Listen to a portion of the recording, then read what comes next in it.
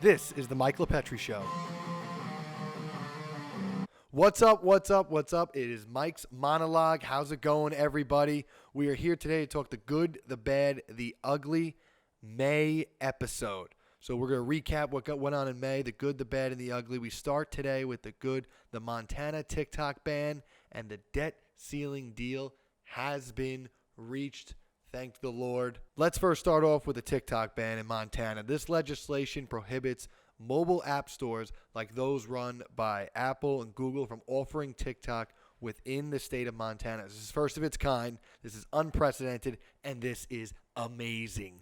Under the legislation, TikTok could face fines if it continues operating in this state of Montana, as could Apple and Google if they allow people to download it off the App Store, as they control it, obviously, with Apple products and the Samsung products with Google. So that's going to be very interesting. This is first of its kind. It's unprecedented. It's going after a foreign adversary. Frankly, if you listen to my prior episodes, you know what's going on with TikTok, how they look at your data, how they look at your software, how they follow your IP. We don't know. There's too much we don't know. So to hold people susceptible to this and vulnerable to this product should never occur. And I think this is great what Montana is doing. I think this is a good first step. Opponents say this violates First Amendment.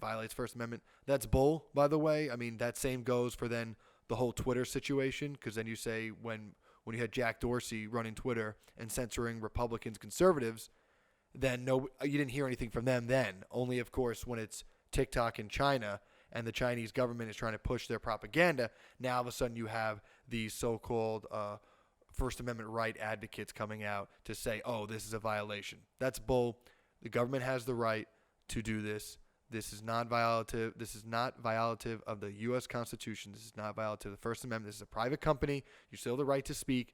You just do not have the right to be brainwashed by TikTok and by China. And that's what's more of the focus. For me, that's what I love to hear, and that's what's great. All right, on to the next good. We have the debt ceiling deal reached after weeks of high-stakes negotiations. Lawmakers in Washington, Republican, Democrat, they came to a deal, a compromise to make with each other. President Biden signed it over this past weekend, called the Fiscal Responsibility Act, and now we have a final deal. What does that mean? Well, according to Fox News, this deal suspends the public debt limit through January 1st, 2025, cuts non-defense spending to near fiscal 2022 levels, capping growth at 1% over the next 2 years. So those people who are looking at curbing spending, there you go. Proposing non-mandatory caps for the 4 years after. It also claws back some money aimed at the IRS, the Internal Revenue Service. Remember that $80 billion that Democrats did a couple of years ago? Well, now Republicans clawed back some of that money to make sure that it can go to different spots and be used in better purposes. And also, Republicans negotiated some unspent COVID-19 pandemic funds would also be clawed back, and imposed work requirements for certain welfare provisions. But what's this all really about? This is all really about 2024. That's it. Right now in the polls, Republicans are notorious for crushing on the economy. In terms of public confidence, it is overwhelmingly in favor of Republicans when you talk about the economy. Business and economics is all Republican. So if the Republicans blew this debt ceiling, first off, they were going to get blamed, period. The media would have had it completely biased or against them, making it that this was the Republican fault, this is the problem, and then all these economic issues that you're seeing now all of a sudden gets translated to the Republicans as the primary factor for causing these issues that you are imposing in your wallet. So that's ultimately what this is looking for is 2024. Private industry, businesses, they need predictability. They need to know that the debts are going to get paid, that United States will not be defaulting on its debt and will be secure in its payments. So they need to know that in terms of predicting how their businesses are going to operate. And bear in mind, big businesses, big pharma, big food, big tech, you name it, guess who they donate to? Republicans and Democrats, right? Both parties. So at the end of the day, whoever was more favorable and making sure this economy continued trickling forward in a predictable manner, ultimately for 2024, when they now need donations for these campaigns, guess what? They're going to remember this. So they're going to make sure that they had to have this where it's predictable so that Republicans maintain that favorability on the economics, on the business side, on growing the economy. That's on the Republican side. And at the same token, the Republicans wanted to have it where any other issues then, they can't be used as a red herring where people are saying that the economy is plummeting, because I'm forecasting within the next year and a half, by end of 2024, definitely, we're going to see a recession. I mean, just how this economy is going with the inflation, with the economics, geopolitical affairs, etc. I'm seeing that happening, and I think that's going to be a big, big talking point in next year's election. You know, you're going to see it next year in the campaigns. You're going to see people talking about their platforms, and specifically once we have the nominees, both Republican and Democrat, you're going to see exactly what they're going to be talking about. So look for that in the upcoming several months now. But now that this debt ceiling deal has been reached, you're not going to see any talk of it, because ultimately the media was just looking to see it collapse. If it collapsed, that's all as we talked about leading up through November for local elections. And now that's gone, that's out, that's not going to be a talking point, that's moot, and we move forward. Now let's talk about the bad. Let's talk about the bad in May. Title 42 has expired in the middle of May. Now, for those of you who don't know, Title 42 dates back to 2020 under the Trump administration. This policy allowed U.S. officials to turn away migrants who came across the southern border because of health concerns. So anyone that has these asylum claims and whatnot, this Title 42 allowed the United States to expel all these migrants under the guise of public health. Now, prior to Title 42, migrants would cross the border, enter the country, and were screened. They were then often released into the United States, and then while they waited for their immigration hearing to be heard. Now, you and I both know that was years and years and years, and this was one of the central issues to the immigration policies in the United States.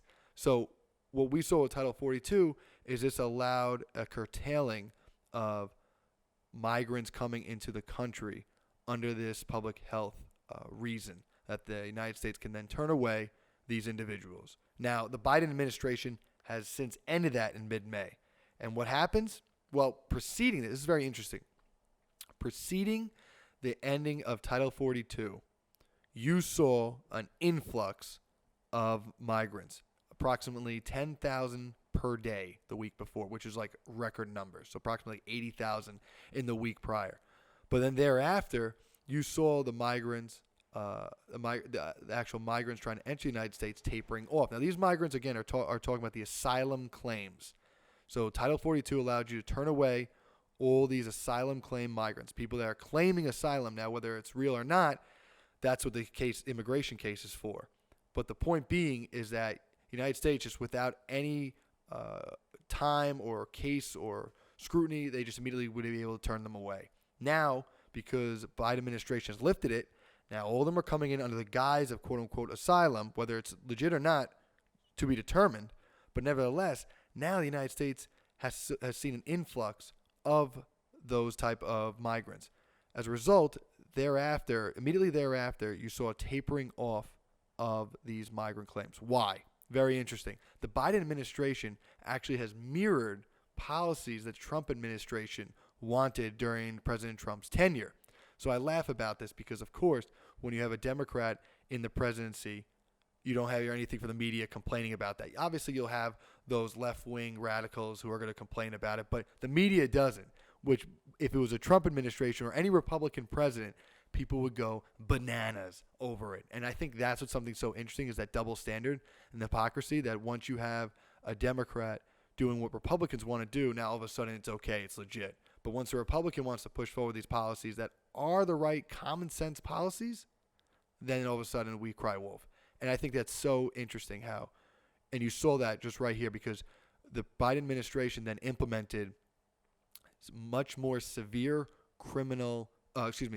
immigration style penalties post lifting of Title 42. And specifically, that number tapered off because that number of those trying to enter under asylum claims tapered off after Title 42 is lifted because the new immigration policy that the Biden administration wanted to implement was under Title 8, stating that people who do not use lawful pathways to enter the United States now face tougher consequences, including a minimum 5-year ban on re-entering and potential criminal prosecution.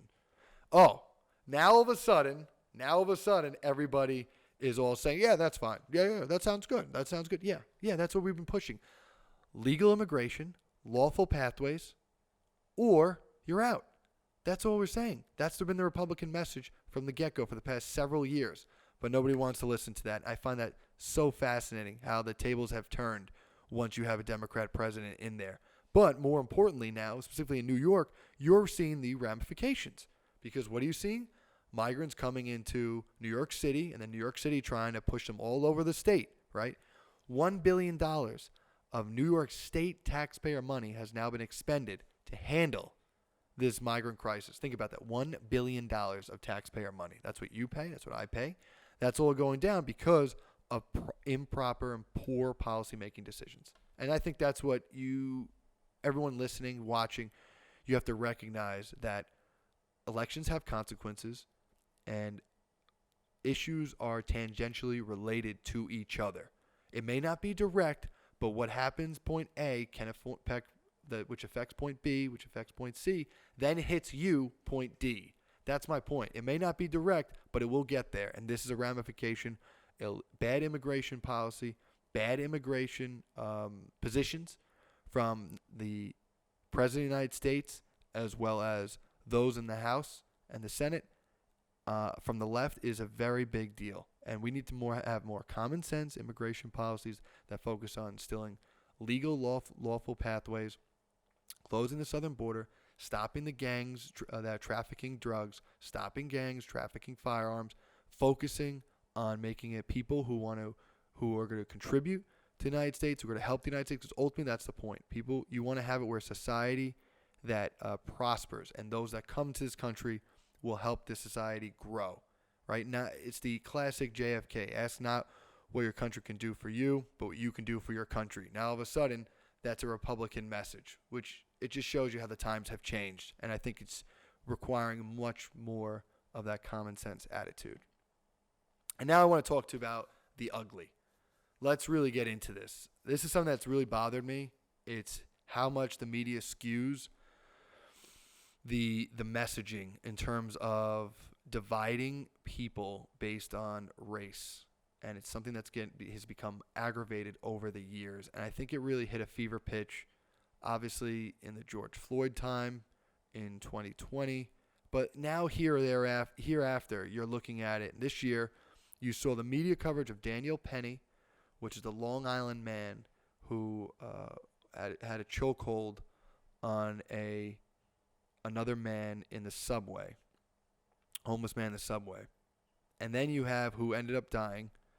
And then you also have Carlton Guilford, Oklahoma man, who ended up shooting 2 people. Now, what's the difference here?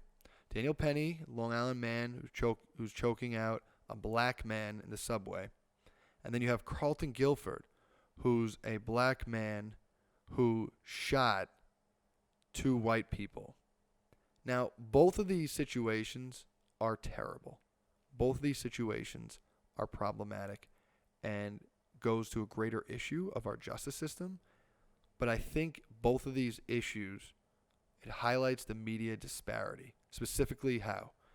The focus the media puts on a white man versus a black man rather than a black man versus a white people. Now, this is the point. Race should never come into it at all. The fact of the matter is we have facts here where 3 people lost their lives. Now, how that occurred is up to a jury to decide for both men. But what's disgraceful is that how would the media have turned it? And I wonder this, and I want to ask you this, because this is something that I think has been really, really poorly done as an injustice to information, to learning, and for us as a society growing as a community. I mean, we should be bringing people together and uniting people and finding harmony. And the fact that you're highlighting these factions based on their race, color, creed, national origin, sexual orientation, etc. I mean, the list goes on because the government ultimately and the media all want to separate us, divide and conquer, because the minute that we harmonize, it goes back to September 12, 2001. The day after September 11, 2001, this country was never more united, in my opinion. At least in my lifetime, it was never more united. And that was something that I want us to go back to, and I think we should go back to. But by allowing the social media, by allowing big media, big tech to divide us, it allows us to separate us into factions and thus turn on each other while ignoring the greater issue, which is what's going on with big government, what's going on with big tech, what's going on with big media, what's going on with big food, what's going on with big enviros. Like, it's so many greater people are trying to control the average man.